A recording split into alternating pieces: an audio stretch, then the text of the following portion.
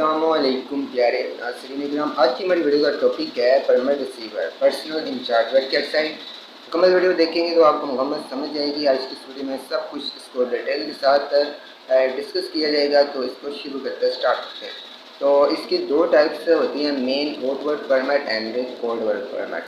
तो सबसे पहले हॉट वर्क परमिट को देख लेते हैं। जहाँ भी कोई भी हीट वाला काम हो रहा है तो वहाँ पे हॉट वर्क परमिट का इस्तेमाल किया जाता है। और जहाँ पे नॉर्मल काम है, शोले वगैरह नहीं निकल रहे, गार्डिंग वगैरह या और कुछ स्पार्किंग का काम नहीं हो रहा, यानी कि मैनुअल हैंडलिंग है, उसका फोल्डिंग है जैसे, तो वहाँ पे कोल्ड वर्क परमिट का इस्तेमाल किया जाता है।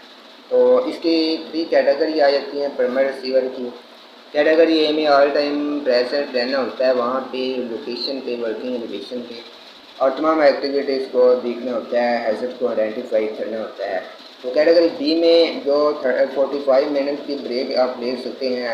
अगर आपको कहीं पे जाना है, जैसे कोई ज़रूरी काम, वॉशरूम वगैरह पे जाना हो, तो फिर आप ब्रेक ले सकते हैं तो काम स्टॉप करके।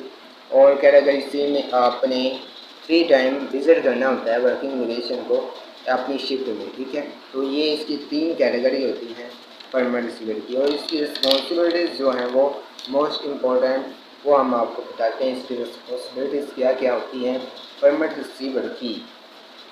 तो सबसे पहले तो इसमें आ जाता है joint inspection with senior team, और identify location and permit receiver from issue and DVD conduct meeting and display copy the permit of the work location and training card check and equipment and tools inspection. ये सब कुछ एक form पे होता है। अपने बस टेस्ट वगैरह ही करने होते हैं और देखना भी होता है क्या ये हुई है कि नहीं।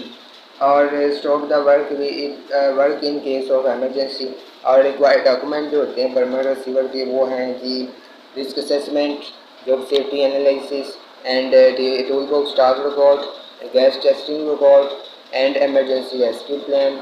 और इसके बाद work method statement and work method statement diagram, plan instrument diagram and tool equipment inspection. और इसके बाद आता है आइसोलेशन डी आइसोलेशन सर्टिफिकेट। तो ये थे इसके रिक्वायर्ड डॉक्यूमेंट, और ये था परमिट रिसीवर। तो इसकी जॉब की रिस्पॉन्सिबिलिटी तमाम ये होती हैं।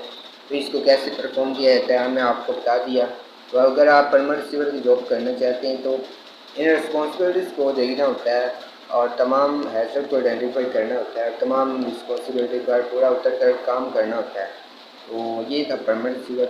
और मिलते हैं नेक्स्ट वीडियो में। खुदा हाफिज़, अल्लाह निगहबान।